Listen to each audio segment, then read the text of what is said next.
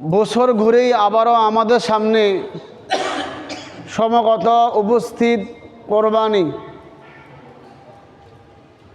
আগামী 10ই জিলহজ ঈদুল আজহা তথা কোরবানির ঈদ অনুষ্ঠিত হবে। কোরবানি বলা হয় নির্দিষ্ট মাসে, নির্দিষ্ট দিনে, নির্দিষ্ট জন্তুকে আল্লাহর রাহে, আল্লাহর সন্তুষ্টির জন্য জবাই করাকেই কোরবানি বলে।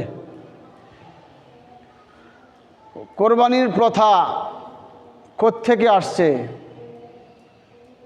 মানব জাতির আদি পিতা আদম আলাইহিস সালাতু ওয়াস সালামের দুই পুত্র কাবিল এবং হাবিলের মাধ্যমে এই কোরবানি শুরু হয়েছে। এই কোরবানির ইতিহাস, কোরবানির ঘটনা পৃথিবীর শুরু থেকেই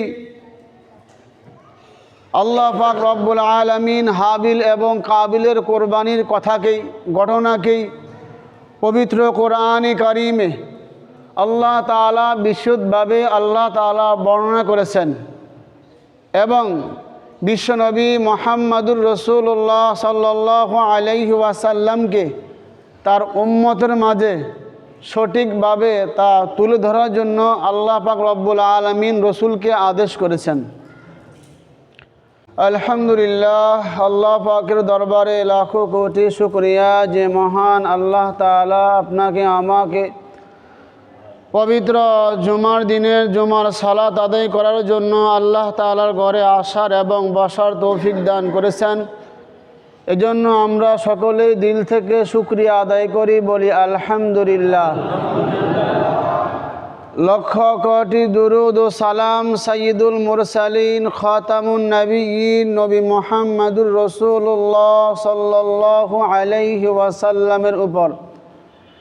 সম্মানিত মুসল্লিয়ানি কারাম, আল্লাহ পাকের দরবারে আবার লক্ষ কোটি দুরুদ ও সুজুদ যে মহান আল্লাহ তাআলা আপনাকে আমাকে জিলহজ মাসের প্রথম জুমায় আল্লাহ তাআলার ঘরে আসার তৌফিক দান করেছেন।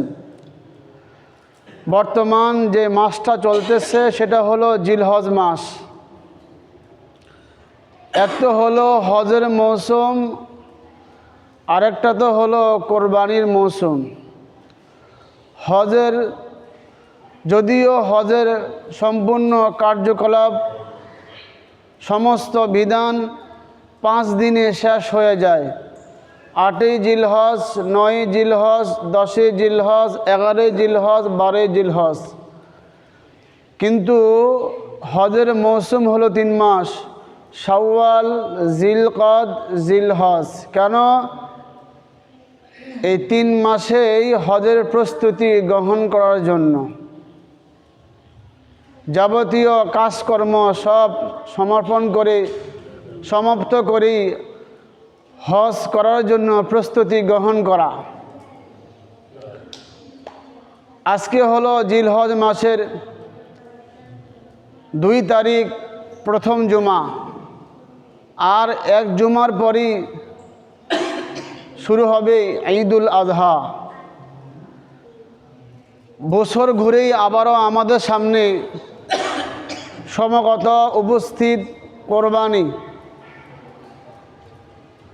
আগামী 10ই জিলহজ ঈদুল আজহা তথা কোরবানির ঈদ অনুষ্ঠিত হবে।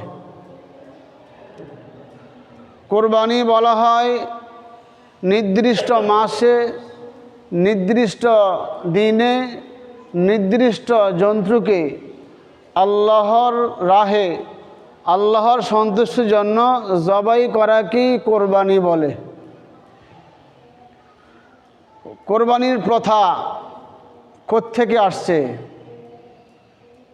মানব জাতির আদি পিতা আদম আলাইহিস সালাতু ওয়াস সালামের 2 পুত্র কাবিল এবং হাবিলের মাধ্যমে এই কোরবানি শুরু হয়েছে।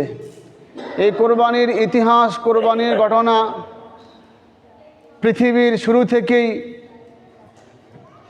আল্লাহ পাক রব্বুল আলামিন হাবিল এবং কাবিলের কোরবানির কথাকেই, ঘটনাকেই পবিত্র কোরআনে কারিমে আল্লাহ তাআলা বিশুদ্ধভাবে আল্লাহ তাআলা বর্ণনা করেছেন এবং বিশ্বনবী মুহাম্মদুর রাসূলুল্লাহ সাল্লাল্লাহু আলাইহি ওয়াসাল্লামকে তার উম্মতের মাঝে সঠিকভাবে তা তুলে ধরার জন্য আল্লাহ পাক রব্বুল আলামিন রসুলকে আদেশ করেছেন।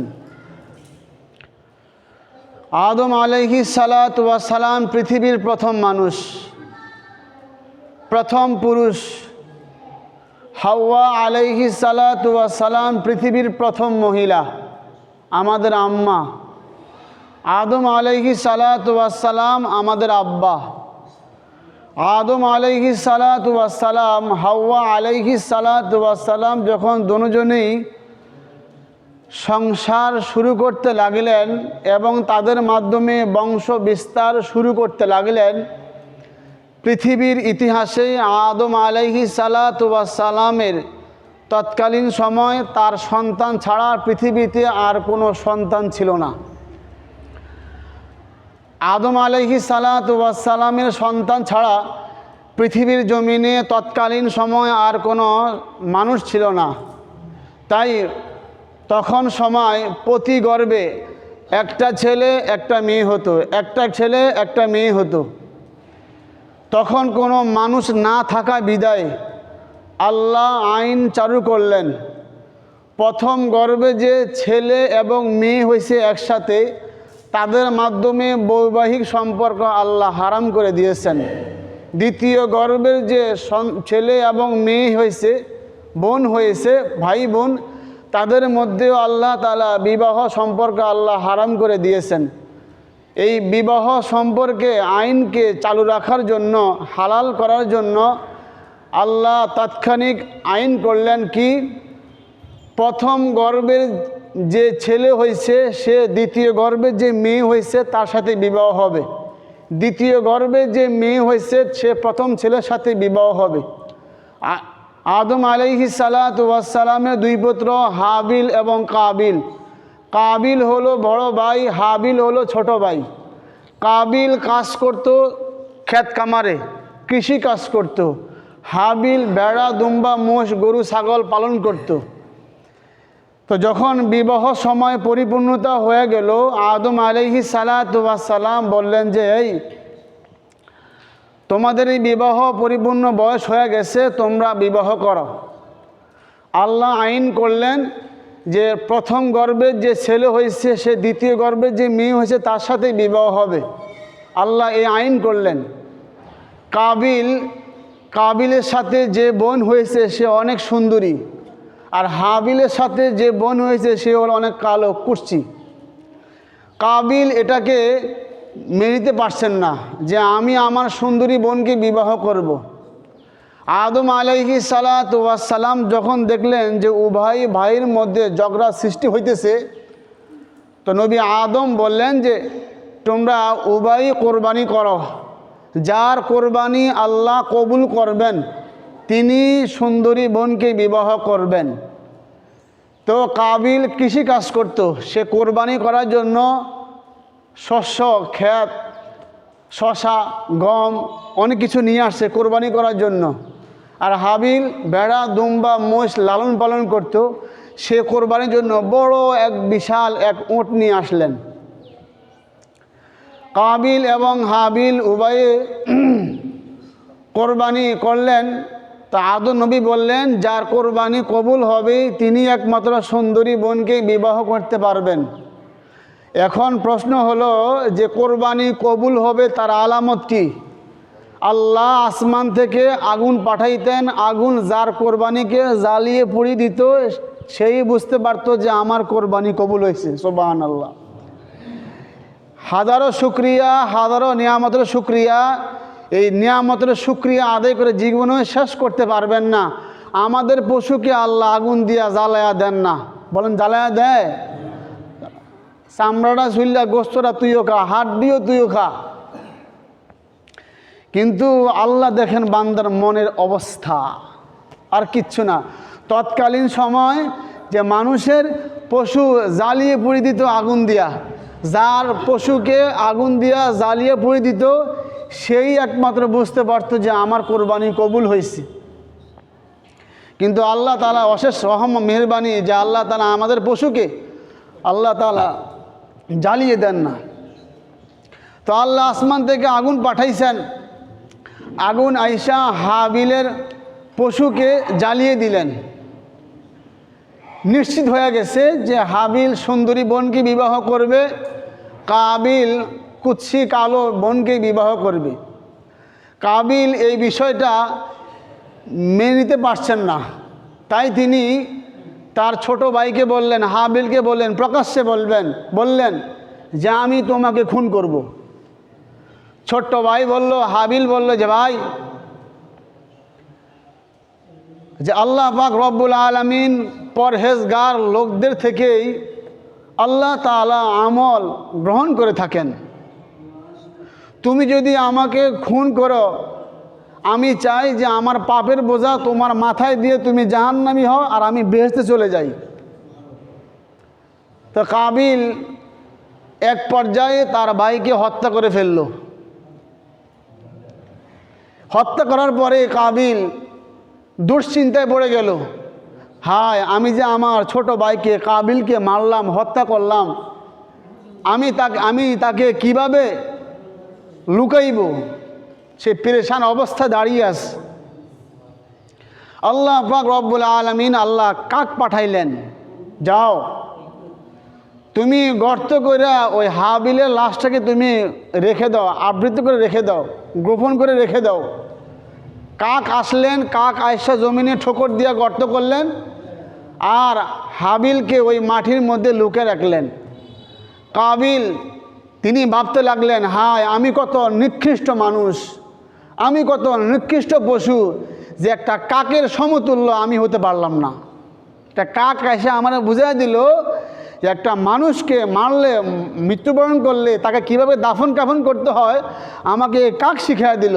আফসোস এই কাকের মতো আমি হতে পারলাম না। তো হাবিল তিনি মৃত্যুবরণ করলেন, কাবিল সে দুশ্চিন্তায় পড়ে গেল।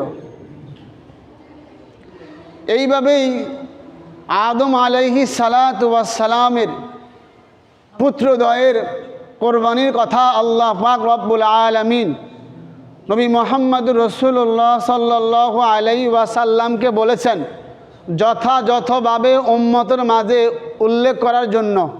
এখন প্রশ্ন হলো, আল্লাহ কেন তার নবীকে বললেন যে উম্মতের মাঝে ইতিহাস সঠিকভাবে ধরার জন্য? কেন? আমাদের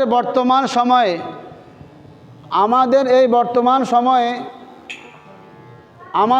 বর্তমান সময়ে যখন যেই নেতা সংসদে বসে সেই বলে যে আমি যুদ্ধের কাহিনী সঠিকভাবে তোমাদের মাঝে তুলে ধরছি, যেই আসে সেই পাঠ্যবস্তু বইকে সংস্কার করে, আরে আমারটা শুনো, আমারটা সঠিক। এরপরে যে আসে, আরে ওয়ার্ডটা ভুল, আমারটা সঠিক। বলেন ঠিক কিনা? যেই নির্বাচনে উত্তীর্ণ হয়, ফার্স্ট হয়, সেই বলে যে যুদ্ধের কাহিনী আমার থেকে শুনো, আমারটাই সঠিক। এরপরে যে আসে বলে ওয়ার্ডটা ভুল, আমারটা সঠিক। এই করতে করতে উম্মত, এই করতে করতে বাঙালি জাতি মুক্তিযুদ্ধে ভুলেই গেছে কে যুদ্ধের ঘোষণা দিছে, কেই যুদ্ধ করছে। বাস এখন তো মাশাআল্লাহ খালি দেখছে যে মুক্তিযোদ্ধারা, মুক্তি বাহিনীরা যুদ্ধ করছে, হ্যাঁ মুক্তিযোদ্ধা টেয়া খাইতেছে। বলেন ঠিক কিনা? কত বুয়া সার্টিফিকেট দিয়া বাস মুক্তিযোদ্ধা নাম দিয়া খাইতেছে। হ্যাঁ রাইফেল টানছে, হ্যাঁ মুক্তিযোদ্ধা। হ্যাঁ সুন্দরের কথা। সুরের লোকের সুর থাকলে কি হয়? সুরে হয়, মনে হেই মিলেছে মনে হয়। তো যিনি, এই জন্য আল্লাহ বললেন যে আপনি মানুষের মাঝে এই ঘটনাকে সুন্দরভাবে আপনি উল্লেখ করবেন সঠিকভাবে। কেন?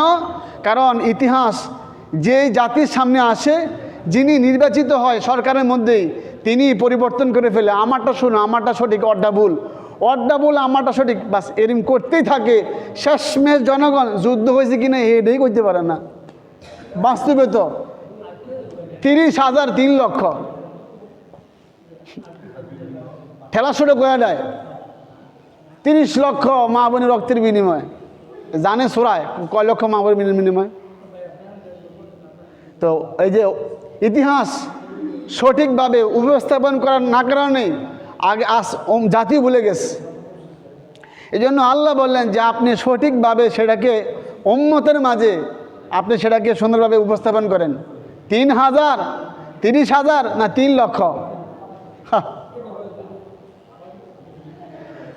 আমরা যে কোরবানি করি এই কোরবানি সম্পর্ক ইব্রাহিম আলাইহিস সালাতু ওয়াস সালামের পুত্র ইসমাইল আলাইহিস সালাতু ওয়াস সালামের কোরবানি পৃথিবীর ইতিহাসে এক স্মরণীয় ঘটনা, এক শিক্ষণীয় ঘটনা।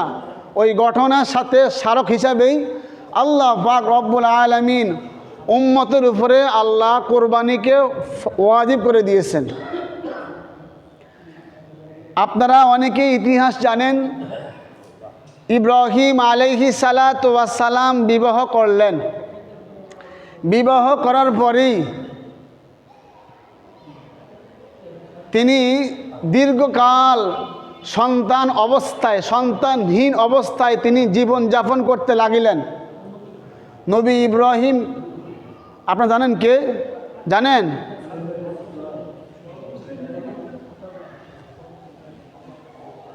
অনেকে তো চিনেন, জাতির পিতা বঙ্গবন্ধু।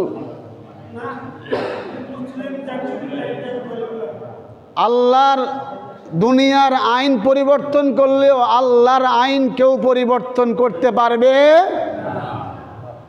রসুলের আইন দুনিয়ার মানুষ পরিবর্তন করতে পারলেও রসুলের আইন কেউ পরিবর্তন করার অধিকার নাই। কিন্তু আমি আপনি বাড়ি জোর খাড়াইয়া চেয়ারে বৈশা। তো ইব্রাহিম আলাইহিস সালাতু ওয়াস সালাম দীর্ঘ সময় তিনি সন্তানহীনতা অবস্থায় তিনি জীবন যাপন করলেন। যখন ইব্রাহিম নবীর বয়স 86 বছরে উপনীত হইলেন, নবী ইব্রাহিম আল্লাহর কাছে দোয়া করলেন কি? রব্বি হাবলি মিনাস সালিহিন। বলেন তো ইব্রাহিম নবী দোয়া করলেন কার কাছে? সন্তান চাইলেন কার কাছে? পীরের কাছে, বাবার কাছে, মাজারে গিয়া চাইলেন কার কাছে?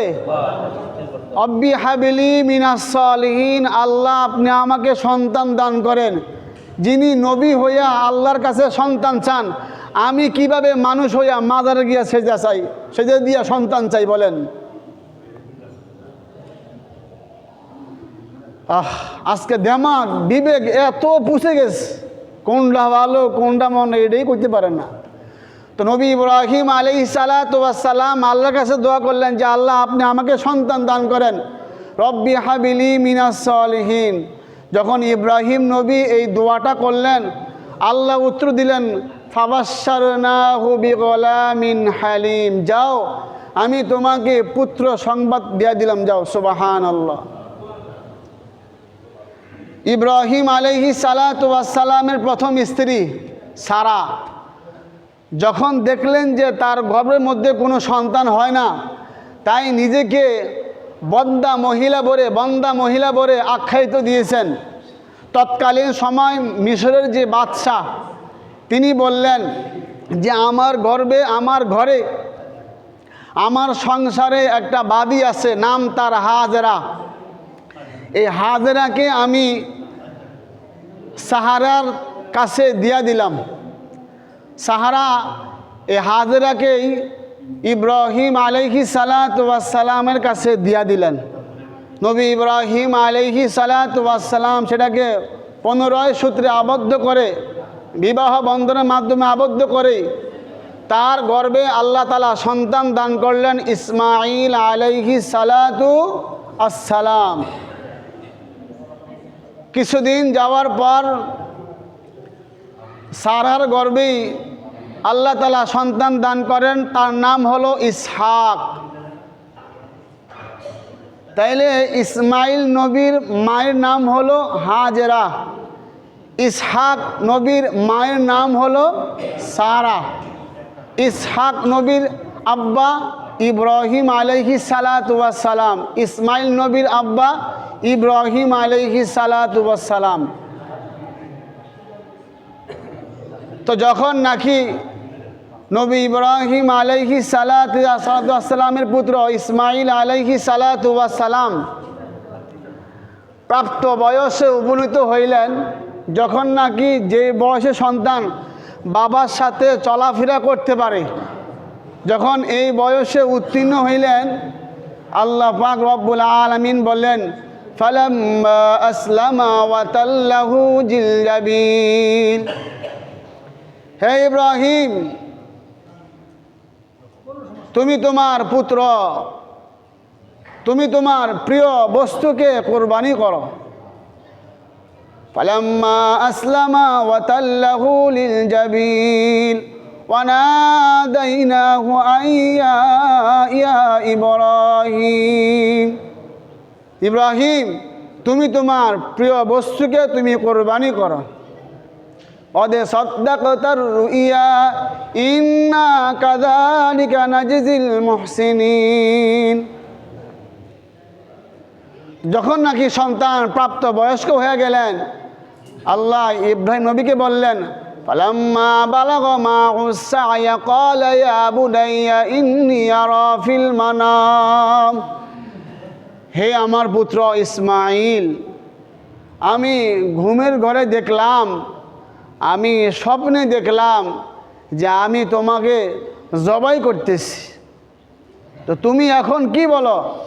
ছেলে বলল ইয়া আবাতি ফাল মা তু'মার, আব্বা, আল্লাহ আপনাকে যে হুকুম করেছেন আপনি সে হুকুমকে বাস্তবায়ন করেন। সুবহানাল্লাহ। ইন্না কাযালিকা নাজিজিল মুহসিনিন, আল্লাহ আপনাকে এর বিনিময় দিয়ে দিবেন।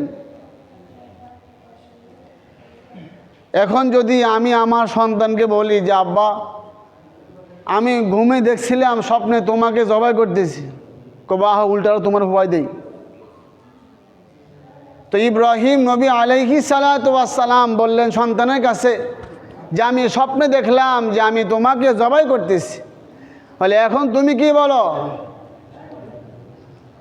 তো বললেন যে আব্বা, আল্লাহ আপনাকে যে আদেশ করেছেন আপনি সে আদেশকে বাস্তবায়ন করেন, অবশ্যই অবশ্যই আপনি আমাকে সবুরকারীদের অন্তর্ভুক্ত পাবেন। সুবহানাল্লাহ। ইব্রাহিম আলাইহিস সালাতু ওয়াস সালামকে সব কিছু প্রস্তুতি গ্রহণ করলেন জবাই করার জন্য, সন্তানকেও নিলেন, সব কিছু গ্রহণ করলেন, কিন্তু আল্লাহ তাআলা চাইছেন একটা মহা পরীক্ষা, যাতে ইব্রাহিম আলাইহিস সালাতু ওয়াস সালাম তিনি পরীক্ষায় উত্তীর্ণ হন। ঠিকই ইব্রাহিম আলাইহিস সালাতু ওয়াস সালাম পরীক্ষায় ফার্স্ট হয়েছেন। ইব্রাহিম আলাইহিস সালাতু ওয়াস সালাম ইসমাইল নবীকে জবাই করার পরিবর্তে দুম্বা আল্লাহ জবাই করে দিলেন। সুবহানাল্লাহ। ওয়া ফাদাইনাহু বিযিবহিন আযীম, যে আল্লাহ তাআলা এর বিনিময়ে আল্লাহ উত্তম বদলা আল্লাহ দান করবেন। তো এখানেই কথা হলো যে আল্লাহ পাক রব্বুল আলামিন মুমিন বান্দার জান মাল, টাকা পয়সা, ধন সম্পদ, জীবন মরণ সব কিছু যেন আল্লাহর জন্য হয়, আল্লাহ চাইতেছেন এটাই। এজন্য আল্লাহ বলেন কুল ইন্না সলাতি, নামাজ পড়বা কার জন্য? আমার জন্যই পড়বা। যারা আজকে শুক্রবার দিন আইছেন আর সপ্তাহে আর আসেন নাই, একটু দিলের মধ্যে একটু খেয়াল করেন যে আমি আজকে জুমার দিন কেন আসলাম। যদি দিল সাক্ষী দেয় যে আল্লাহর জন্য আসছি, তাহলে এর পরিবর্তে এটা প্রশ্ন করবেন তাহলে এতদিন আসিস নাই কেন। আবার দিল যদি এটা প্রশ্ন করে, এটা উত্তর দেয় যে আল্লাহর জন্য জুমার নামাজ পড়তে আইছি, তাহলে আসর নামাজ পড়তে আসিস নাই কেন। কুল ইন্না সলাতি, বান্দা নামাজ পড়বা আমার জন্য, ওয়া নুসুকি, যেটা আসতেছে কোরবানি, আর কয়েকদিন পরে কোরবানি, এ কোরবানিও আমার জন্য। কোরবানি বলা হয় খালি জবাই করা নাকি? না, ত্যাগ করা, প্রিয় বস্তুকে আল্লাহর রাস্তায় বিলীন করে দেওয়া, প্রিয় জিনিসকে ত্যাগ করা আল্লাহর জন্য।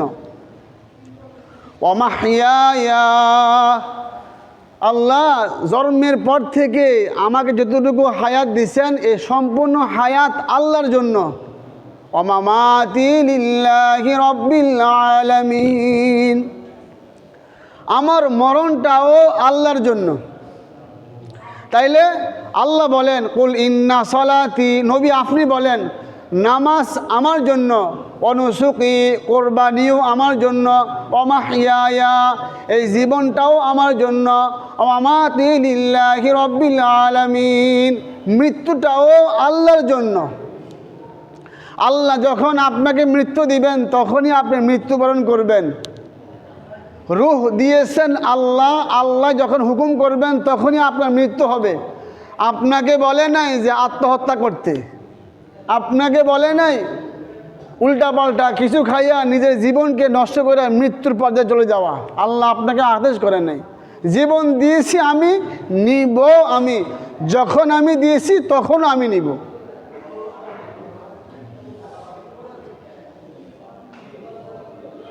মানুষ যখন মারা যায় তখন কি বলে?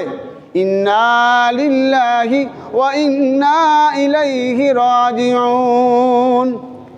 প্রভুর কাছে চলো, প্রভুর কাছে চলো, যিনি তোমাকে পাঠাইছেন তার কাছে চলো। ইন্না লিল্লাহি ওয়া ইন্না ইলাইহি রাজিউন, যিনি তোমাকে দুনিয়াতে পাঠাইছেন হায়াত দিয়া, রূহ দিয়া, তার কাছে আবার ফিরে চলো। তো আমার জীবন, আমার মরণ, আমার হায়াত, আমার জিন্দগি, আমার নামাজ, আমার কোরবানি সব কিছুই হলো আল্লাহর জন্য। আল্লাহ যতটুকু হায়াত দিছেন এই হায়াতটাও আল্লাহর জন্য। বর্তমান যে মাসটা চলতেছে জিলহজ মাস, আর মাত্র কয়েকদিন পরেই কোরবানি। এই কোরবানিটাও আল্লাহর জন্য করা চাই। কোরবানির আগ থেকে নিয়ে সমস্ত মানুষের ধ্যান খেয়াল থাকে পশুর দিকে। পশু কেমন, গরু কেমন, ছাগল কেমন, টেহা কেমন, কতটুকু গোস্ত হইব। আর আল্লাহর নজর থাকে বান্দার কলবের দিকে। সমস্ত পরিবারের রূহ থাকে, নজর থাকে পশুর দিকে, কোন পশুকে জবাই করবে। আর আল্লাহর নজর থাকে বান্দার কলবের দিকে, বান্দা কি জন্য কোরবানি দিতেছে।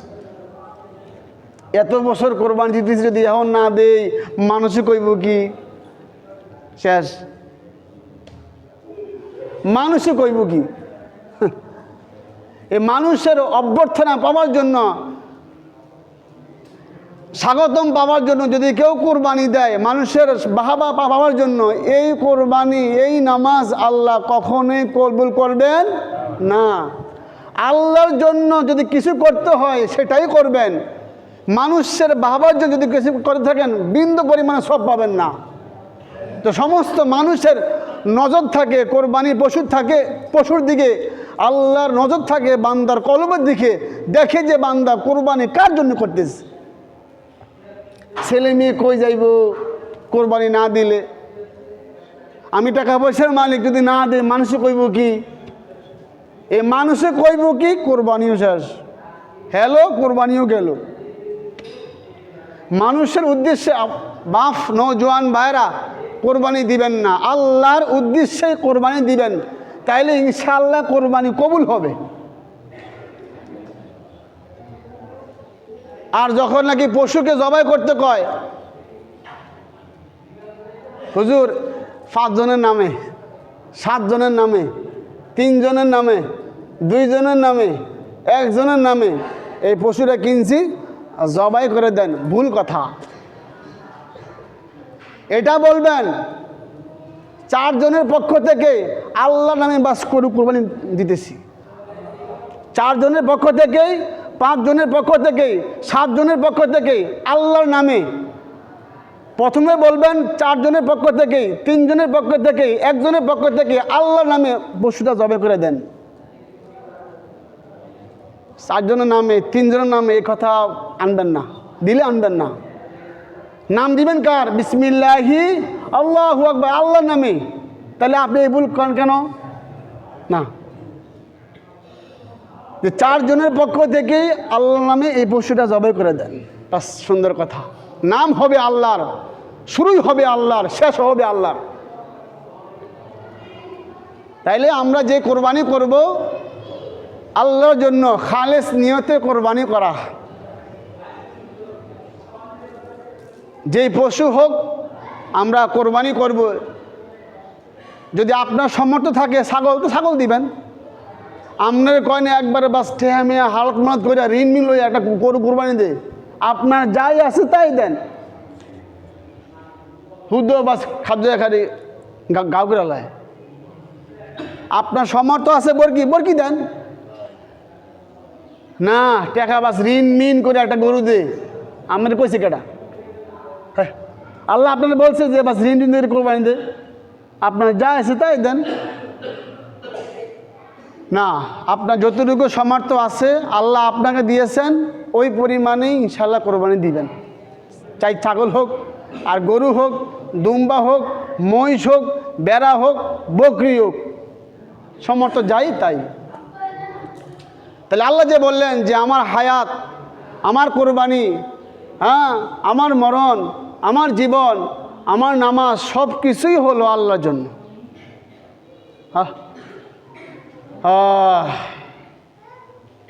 তো আল্লাহ তাআলা যে হায়াত দিচ্ছেন এই হায়াতটাও আল্লাহর জন্য। মানুষের মৃত্যু একটা কঠিন, হঠাৎ জীবনের সবচেয়ে বড় উপহার। হঠাৎ কথা বলে এই মাত্র না আমার সাথে চা খাইলো দোকানে, এখন মারা গেছে। কালকে না আমার সাথে কথা বললো মোবাইলে, এখন মারা গেছে। তো মৃত্যুর কোনো সময় নির্ধারিত নাই, যে কোনো সময় উপস্থিত হতে পারে। সব কিছু নিজের জন্মের পর থেকে নিয়ে মৃত্যু পর্যন্ত, ছেলে মেয়ে, পরিবার, ব্যবসা বাণিজ্য সবই তাদের জন্য। চিন্তা করে দেখছেন, যে মানুষটা একবার ঘর থেকে বের হয় মৃত্যুর পরে, একবার ঘর থেকে বের হয়, ওই মানুষটাকে আর দ্বিতীয়বার আর ঘরে ফিরানো হয় আর কেউ নিবে না। যত আদরের ছেলে হোক, যত আদরের মেয়ে হোক, যত আদরের বউ হোক, যদি একবার জীবনটা চলে যায়, আপনাকে যে বাস ঘর থেকে বের করবে আর দ্বিতীয়বার আর আপনাকে ঘরে ঢুকাইবে না।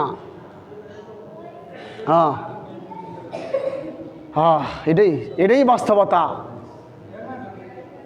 এখন তো সবই বাস্তবতা। যে লোক নাকি এত কষ্ট করছে, এত পরিশ্রম করছে সন্তানের জন্য, পরিবারের জন্য, শেষমেশ তাকেই বলে যায়, কি কয়, আহারে মাইয়াটা ছোড়ো, আহারে ফোলাটা ছোড়ো, এখনই মরে গেল গা, আহারে বউটা কেমনে খাইব, খালি হ্যাগো চিন্তা। যে চলে গেল জীবনের জন্য আর ফিরে আসবে না কবর থেকে, তার জন্য কোনো চিন্তা নাই, কোনো পেরেশানি নাই, কোনো ফিকির নাই।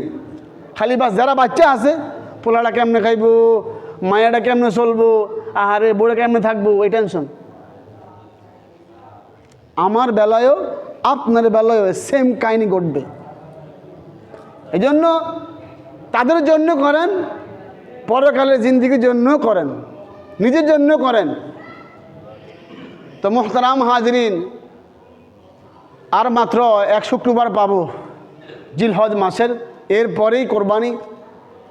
যে কথাগুলো বলা হয়েছে, আল্লাহর জন্য আমরা পশুকে ক্রয় করব, আল্লাহর জন্য আমরা পশুকে কিনব।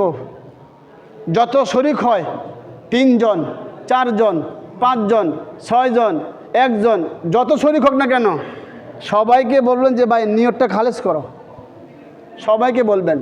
কারণ নিয়ত যদি 4 জনের ঠিক আছে, 1 জনের ভুল, সবাইদের কোরবানি শেষ। 1 জনের কারণে আপনারাই তো বলেন 1 মণ দুধ একটু চনা, একটু চনার কারণে সমস্ত দুধ শেষ নাকি? নিয়তকে সঠিক করা। এই জন্য এখনও আলহামদুলিল্লাহ সময় আছে 8-9 দিন। নিয়তকে খালেস করে, সঠিক করে, সহি করে আল্লাহর জন্য পশুকে ক্রয় করবেন, আল্লাহর জন্য নামাজ পড়বেন, আল্লাহর জন্য নিজের জীবনকে বিলীন করবেন, আমার হায়াত, আমার মওত, আমার নামাজ, আমার কোরবানি সব কিছুই হলো আল্লাহর জন্য। এজন্য মেহেরবানি করি সকলেই আলহামদুলিল্লাহ আল্লাহর জন্য করার জন্য চেষ্টা করবেন। বলি ইনশাআল্লাহ, ইনশা